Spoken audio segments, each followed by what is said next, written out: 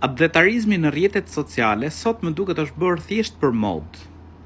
Dashuria e disa njerëzve ndaj vendit bëhet thjesht me një foto, një urim dhe me këtë përkufizojnë të gjithë dashurinë ndaj vendit.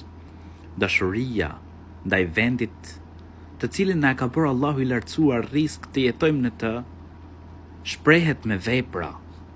Dashuria ndaj Shqipërisë shprehet duke e dashur këtë vend, duke kontribuar në ndërtimin e këtij vendi, duke e respektuar fshinjin, shoqërinë e këtij vendi, duke i ruajtur traditat tona si musliman. Dashuria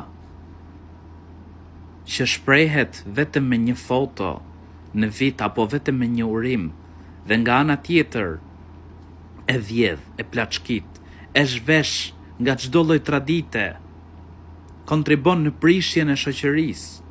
Kjo nuk është dashuri, por mund të quhet dyfytyrësi. Normal, ky mesazh është vetëm për disa njerëz.